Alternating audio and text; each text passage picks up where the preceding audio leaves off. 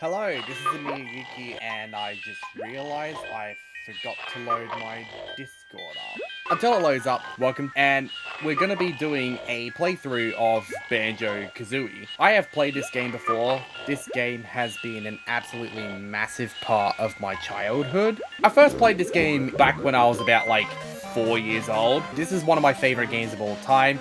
I personally prefer this over Mario 64. We're going to be doing a 100% completion run. We're going to probably do the first 2 levels. Anyways, instead of continuing talking, let's just play the game. I'm going to talk about a little bit of the game's history. So back in 1997, this game was in the middle of development. So initially, this was going to be a 2.5D platformer, in kind of a similar vein to Crash Bandicoot and Yoshi's Story. But after seeing how successful Super Mario 64 was, they decided, oh yeah, like if this is just a 2.5D platformer, then people aren't really going to be really interested in this. So they decided, instead of making a 2.5D platformer, they decided to make it just a fully 3D platformer. And yeah, basically, before then, this game was initially Project Dream. So this game was initially a project called Project Dream. And the main character was a human, and he had to stop the antagonist, Captain Black Eye. But then what they did is Project Dream eventually kind of got reworked into Banjo-Kazooie. So initially they replaced the character with just a bear, and the bear would have a backpack. And the backpack would initially sprout like wings whenever he tried to do a double jump. And it was kind of odd, so eventually they just kind of made it into a second character. And that second character would ultimately be known by the name Kazooie. And yeah, so they ended up making it into a 3D platformer. They did a bear and bird duo. They decided to make it like very whimsical and full of personality. And they really decided they wanted to push the Nintendo 64 console to its absolute limits. And they did a lot of kind of technical like trickery in order to do that. Kind of similar to how Crash Bandicoot having to hack the PlayStation 1 console to make the game as big as it did. What they did was they did like a little bit of graphical trickery to end up getting like the graphics as good as they are. This game, it was because it was being made by the same team that developed Donkey Kong Country 2 Diddy's Kong Quest. There was a lot of hype for this game. There was a lot of expectations. And this is Rare's, I think, first game that was self-published for the Nintendo 64. Actually, I think it's the second one. I think the first one was actually Diddy Kong Racing. So Banjo-Kazooie was originally a character that debuted in Diddy Kong Racing, known as just Banjo the Bear, with Kazooie being absolutely nowhere to be seen, because Kazooie was not with Banjo at the time. And yeah, in the end, Banjo-Kazooie released, got a lot of like positive reception, like glowing reviews from critics. Again, some critics said that it was better than Mario 64, some said it's a contender. Again, opinions kind of vary, I mean, and yeah, here we are, Spiral Mountain, and this is Bottles the Mole. So, what he's going to do is he's going to explain to Banjo-Kazooie what happened. So, yes, Bottles, the short-sighted mole, Banjo, his buddy Kazooie, again, supposedly a strange-looking buddy, and kept asking if he can talk. And this is going to be the tutorial area of the game. So, we can either do the tutorial, or we can skip the tutorial. Personally, I'm gonna do the tutorial, because the game kind of incentivizes you to do so. I mean, we could also skip it and just kind of freely explore Spiral Mountain on our own. But I feel like for anyone, if this is kind of their first time watching a Banjo-Kazooie playthrough, I feel like it's going to be a lot more interesting, you know, if we go through the tutorial together.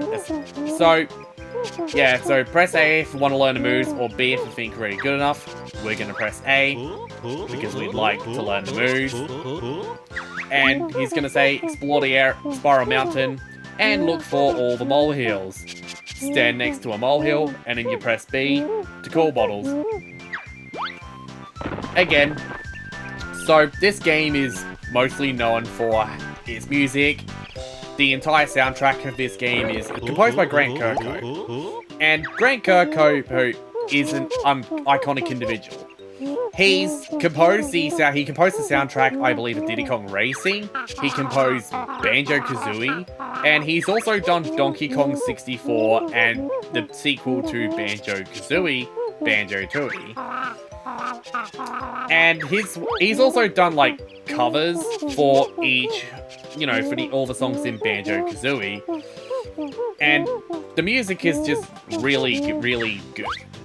So what we do, we've got the camera controls, C buttons, you can zoom out, and then you can hold R to kind of hold it behind you. And what we do, we're going to go to the next molehill, we're going to press B, and yeah, like he's going to teach us the different jumping techniques. And then it's going to question how much moles know about jumping. And yeah, what we do is hold A to jump higher. And then he's going to teach us the double jump. So there's a bunch of mechanics that are kind of improvements over Mario 64, I think. So yeah, press A and then press A again for a double jump. So Mario 64 kinda has a double jump in the form of, like, you know, you jump and then you kick. But that's not really a double jump per se. And yeah, so we've just learned the feathery flap. And then, yeah, we're now listening to the flap flip jump. So what we do is hold down Z, and then you press A. And you can also hold down Z to kind of then keep the flap flip going. So we're just going to go over here, and we're going to, like, find a new mechanic. So we got empty honeycomb pieces. Empty honeycomb pieces, you collect 6 of them, and then you get more health. So we're going to go over this molehill, and he's going to teach us the ability to swim. So, yeah, basically, Kazooie just wants to do it. Banjo is kind of questioning it. Yes, control stick to swim on the surface, swim in the water, press B to drive. We're going to go to that in a moment. We're actually going to go over here, and there's another empty honeycomb piece, but there's also another thing over here, which you'll find soon. So, behind this waterfall, there's an extra life. Now, extra lives are kinda pointless, to be honest. They don't really help that much, since you can just kinda, like, exit the game and then reload the game, which is why they ended up abandoning it in Banjo-Tooie in exchange for just having infinite lives. And they also did the whole infinite lives in Donkey Kong 64, so to climb, go to what looks like a climbable object, and you jump up. We see an empty honeycomb piece over there. We're going to go over there, and we're going to climb up again, and then just grab the honeycomb piece. Jump down here, and we're going to go down the waterfall, and then we're going to swim underwater. So obviously, A allows you to swim slower, B gives you more bigger strides. I mean, we can't go back up here, so we have to go over here. And what we do is we go over to this molehill. There is one more after this, and this is teaching the Big Barge attack. So the Big Barge attack, this ability is kind of situational. It's literally only good for pressing switches. So, Z and B just kind of like pokes his beak out, and then you do like a small thrust attack. And we do it again. We get our 5th empty honeycomb piece. We jump up here. And so what's up here? Up here is the final molehill. And this is where we learn our combat abilities. So we learn the claw swipe attack. The claw swipe attack is absolutely pathetic. So yeah, just press B when standing still. And yeah, it's asking, what can you try out on? So then in the end, they're gonna find Topper, the carrot, and we're just gonna go over the Topper. And yeah, so this is a claw swipe. It's absolutely terrible. It has like no range, it does no damage at all. They're gonna pop out another Topper, and we completely miss. We're gonna go like that, and we just jump into him. Let's try again. Nope. Yeah, see how like bad the claw swipe is? Now there's like a second attack we learn is the forwards roll. The forward roll. You move forwards and press B, and ball the onion.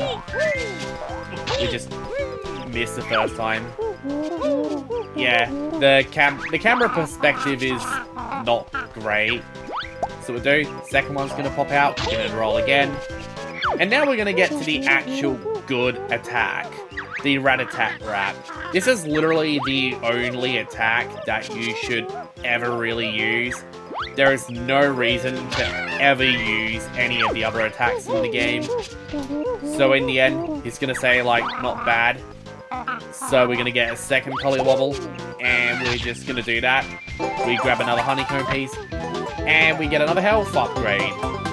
And yep, now that we've learned all the moves, we go back up to the top of Spiral Mountain. So we're just gonna go over here.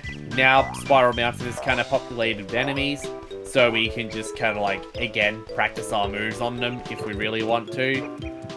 We can go up the normal way, or we can flat flip up here, or after the second flat flip. And we're gonna climb up. What we do is gonna flat flip again, and Balls is gonna, go up. And yep, he's repaired the bridge too, so we can now go into the Gruntilda's lair, which is the hub world of the game. And yeah, so again, look out for bottles inside. We're gonna go through here, and as you see, the music it changes slightly. So we go in here, and now we get another cutscene. So Grunty has captured Tooty and has put her in a beauty transfer machine, because Grunty's plan is to basically steal Tooty's youth. So Grunty ends up becoming slim and, hot, and then Tooty becomes, old and ugly. Again, Gruntilda's like, yeah, like, Banjo won't rescue you, and then hurry, push the switch. And yeah, what's gonna happen is they're gonna press the switch down, and they're gonna like prime the machine. So the machine, so you're probably wondering why it won't activate immediately. Well, think about it. It needs to build up power somehow. And yep, Grunty comments, the fun begins, tricks and traps will see who wins. And we get our first collectible of the game. The Jiggy, or Mr. Jiggy. But we're just gonna call them Jiggies. So we get our first collectible. And now what we do, we can't go up here. That's the steep slope. We can't go up that. So we go through here. And in here is the first level of the game. Mumbo's Mountain. It's sealed. We see a puzzle board, which is suspiciously shaped. So say you had to enter the world shown in the picture, you have to fill in the missing spaces with jigsaw pieces. We got the first jigsaw piece. So what we're going to do is we're going to put that jigsaw piece in. So we press A, and we end up unlocking the level. And then again, the door opens, and the label to the world appears. As Grunty says, yeah, it was basically free. So what we do is we're going to go in. And now this is the first level of the game, Mumbo's Mountain. This is basically kind of like the first tutorial world of the game. And there's another area, another thing we get. is Jinjos. So there are 5 Jinjos in each level, and each Jinjo is going... For 5 Jinjos, we get a Jiggy. So by getting 5 Jinjos, there's the second one right there. I'm actually going to get this one right now. And now we go underneath. Or we'll try again. Actually, I should probably teach you another mechanic. If you hold the R button while swimming, or what happens is you get sharp turning, which is very useful for turning in very tight spaces. It's actually going to be very useful for another area in particular. So there it is. There's Big Butt, the bull. We're just going to use the Rat-a-tat-rap to kind of disable him temporarily. But yeah, basically, there's like later levels where you're going to be swimming, and again, the slow swimming is not good enough, and you want the fast swimming, but then you want the ability to turn. So what we do is we're just going to take out the tickers as we go in. We're going to end up attacking him. Again, I know, no bears allowed, I don't care. Let's try this again.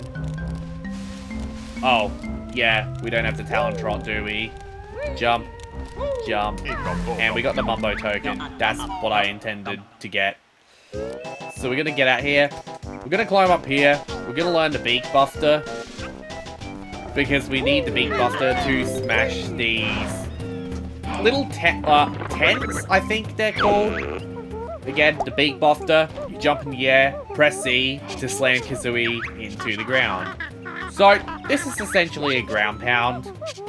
So what we, sort of do now is we jump, ground pound, and there's going to be a few collectibles. Also, yes, if you are noticing any performance dips, this is a Nintendo 64 console, like authentic N64 console. So, if you don't like the performance issue, I'm sorry, but I don't have the Xbox Live Arcade version. There's you. I saw you. We're gonna ground down again. There's our third Jinjo. So we got 2 more to go. I know where the last 2 Jinjos are. There is an extra life token. We're going to grab that.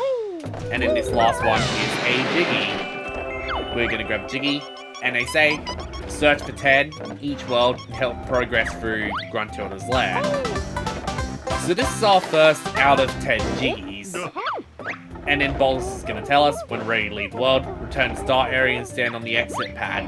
There is one mechanic he doesn't tell you though, and that is the fact that if you end up exiting a level and you haven't collected all the notes, it saves your notes as a high score. It's kind of like a high score. And you have to collect those notes again. So obviously the highest score you can get is 100, because there are 100 notes in every world. So we're gonna go up here, and there's Bottles again. We're gonna talk to him, and we get the best ability in the game, the Talon Trot. It allows us to tackle steep slopes, but it also allows us to move faster. So because it allows us to move faster, we're gonna use it right away. We're just gonna grab the Jiggy, and this is our second Jiggy out of 10 Jiggies. Now we just Talon Trot again. We go around here. There's a Mumbo token. And then we're going to go in here. There are some blue eggs. We'll grab some blue eggs. We jump up here. And then we're going to grab all the notes. So Talon Trot, again, increased speed at the cost of control. We get our 4th Jinjo of the game. So we're going to go like this.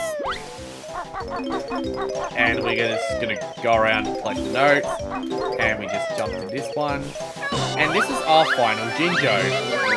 So yeah, we rescue 5 Jinjos. We end up getting a Jiggy. That's another thing. If you've only collected a small amount of Jinjos and you haven't... Again, if you collect like 4 Jinjos and then you exit level, you do have to collect them again. Unless you've gotten the Jiggy in a previous run. So we're just going to like try and grab every note. Again, Talon Trot doesn't have as much control. We're just going to go here. And Conga's going to try and throw oranges at us.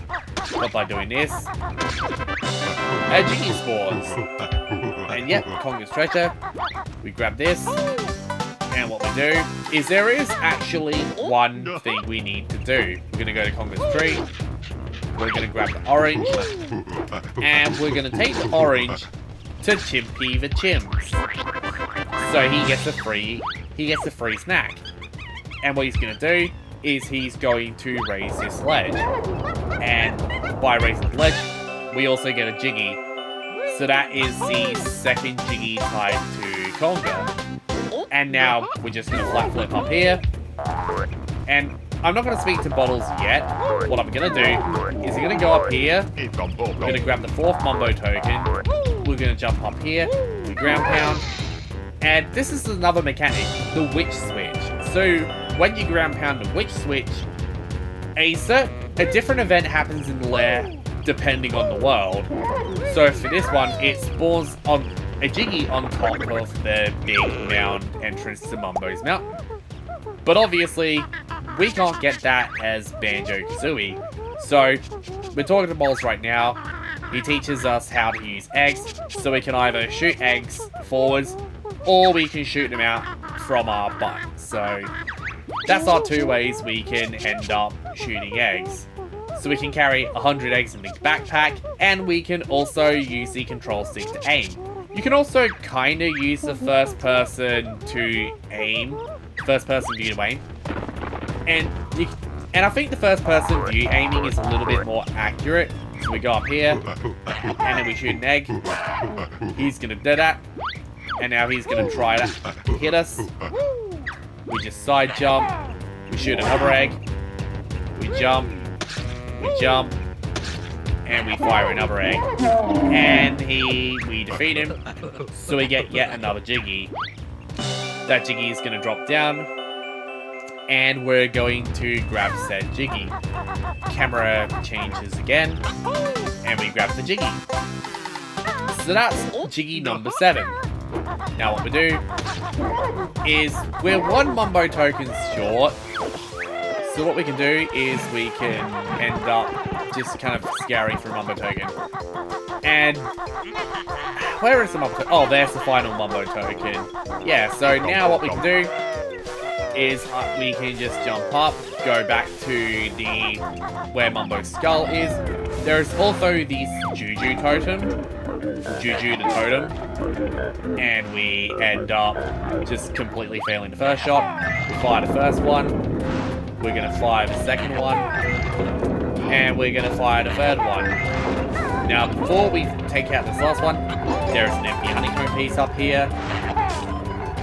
That is a kind of like a bait. A lot of people will try and shoot all 4 down. They'll see the honeycomb piece, and they'll be like, how do we get that? So what we do now is we go in here,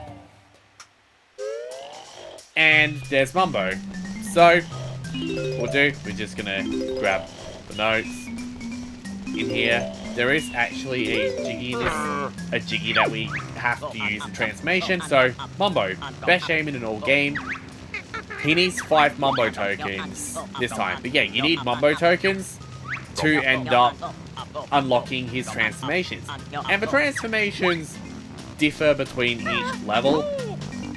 So obviously you can see, there are some blue eggs. We're just going to go around. We're going to collect the remaining blue eggs up here. And after we collect the blue eggs, we jump down. We press B. We spend the Mumbo tokens. And we transform into a termite. But yeah, his magic is free to use.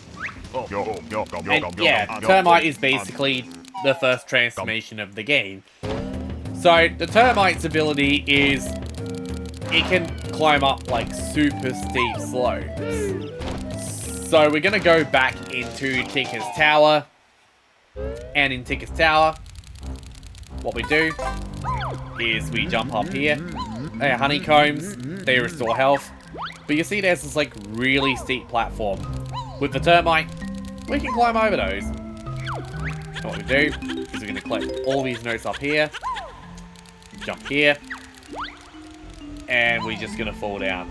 We're gonna jump up, and we're gonna miss the jump completely. Jump up, jump this way, jump this way.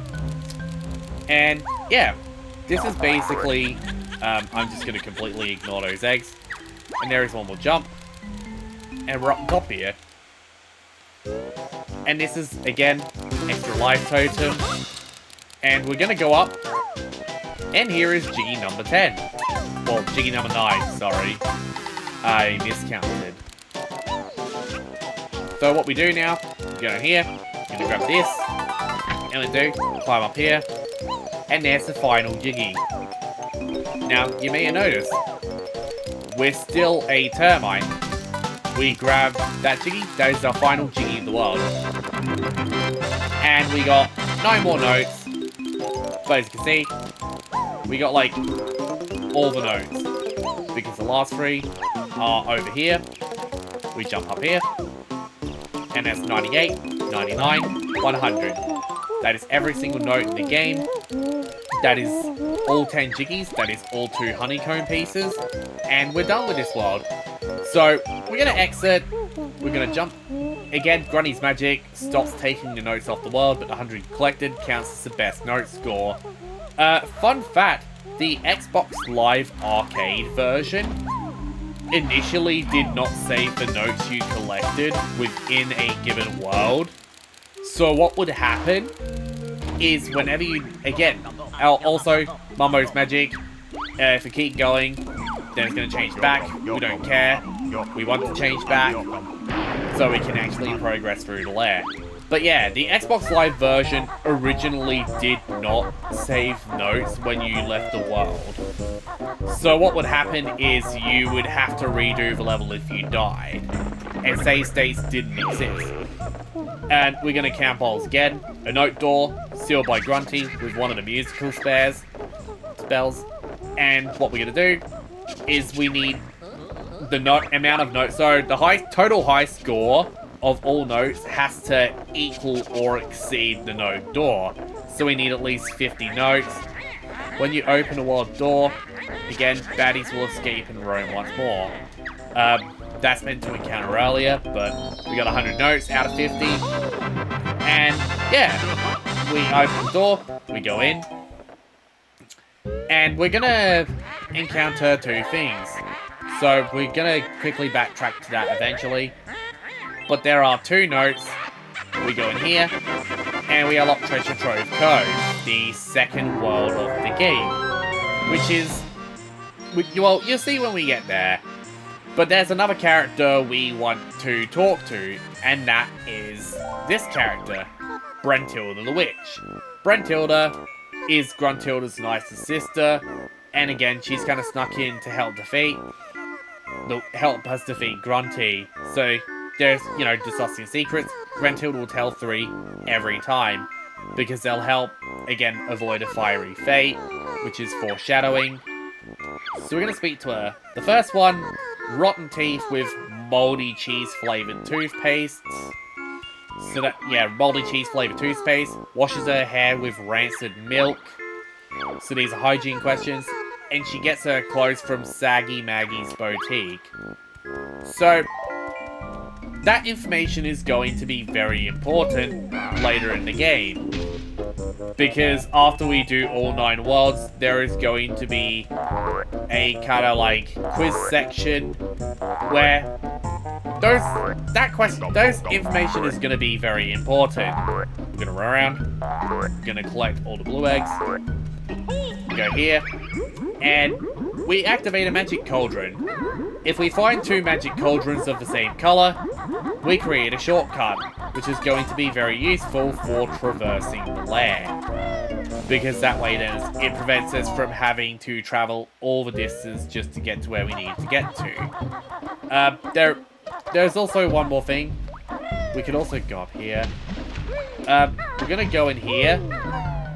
And there is going to be, as you see, there is another magic cauldron. And this is a red one. So this is different from the purple one. But activating this red magic cauldron is going to save us a lot of time in the long run. So going to do is we're going to run up here. I just saw you. And we get out, we go in, and this is the lobby for Treasure Trove Cove. So I'm just going to get a Talon Trot, and we have to use the flat flip jump to get in here. So we flat flip, we go in.